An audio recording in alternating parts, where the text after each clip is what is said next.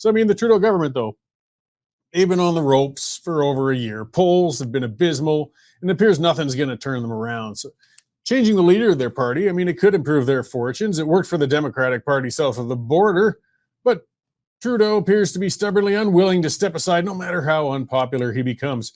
Now, the clock's ticking for the Liberals. They got to be getting stressed. I mean, unless Trudeau steps down within the next couple of months, the Liberals won't be able to hold a leadership and have a new leader well enough established to head into an election in less than a year. They're basically going to have to accept him and get used to it. Aside from the usual campaign of trying to label all their opponents as being far right, and scary and all that usual garbage, the Liberal tactic of trying to spend their way back into the hearts of Canadians is continued. Hardly a day goes by without a new spending announcement. And with over a year expected at least to pass before the next general election, the Trudeau government's on track to spend Canadians into poverty for generations. The latest announcement comes from Napanee, Ontario, where a Goodyear plant is going to be getting $44 million tax dollars for an expansion. Goodyear is a large multinational corporation, does not need corporate welfare from Canadians. They're not going to say no when Trudeau comes prancing in with a signed check from taxpayers in his hand, but they don't need it. The ones who are in need are the desperate Liberals, and they're praying that somehow through corporate handouts, the potential new jobs they might create may reverse the downward spiral in the polls.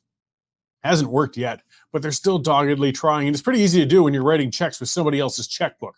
The subsidies are adding up to tens of billions of tax dollars when the mad lust for investing in battery plants to service electric vehicles that nobody wants is added up.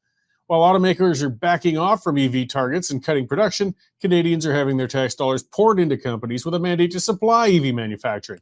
In other words, a really stupid business decision and a recipe for financial disaster. Then there's the public service. With a decade in power, the Liberal government's managed to bloat the already grossly large civil service by 40%. Services haven't gotten any better, though. We just have more people underserving us than ever before at a higher cost than we ever possibly could have imagined. Many of them went on strike last year, and more have since been threatening labor action over having to come to the office more than 2 days a week. Job growth in the private sector in Canada remains stagnant. So that means we've got a smaller pool of people having to work more to pay a larger number of people to work less. Private sector workers are becoming tired, and as much as Trudeau is trying to change that private to public ratio to win an election, there won't be enough civil servants hired to turn around an election, but they sure will break us.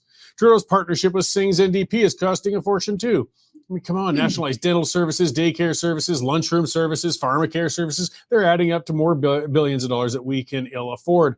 Clearly, though, the Trudeau government still somehow fears that Singh might pull the pin on their government, if he ever found his knackers and some courage.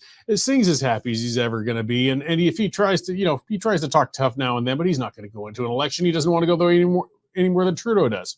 But the Liberals are still tossing billions into NDP initiatives to be on the safe side.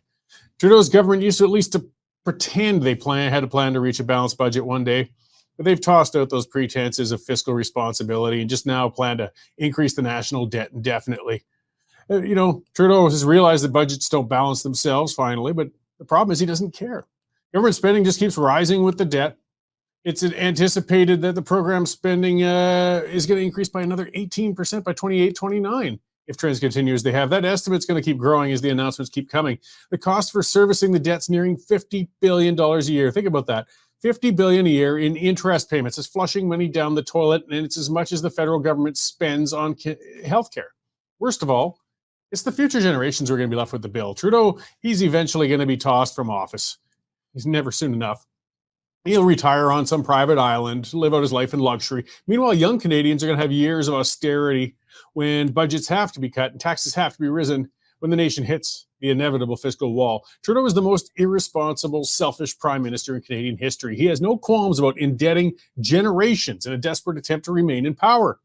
Some people think that Trudeau should remain in power until the next election because his terrible leadership provides an advantage to the Conservative Party. And this might be true, but the price to keep that fool in power any longer than we have to is much too high. Trudeau is clearly never going to discover the concepts of personal accountability or empathy for struggling Canadians, but perhaps some Liberal caucus members will. They have to pressure that clown to resign as strongly as possible and as soon as possible. We just can't afford to keep him there any longer.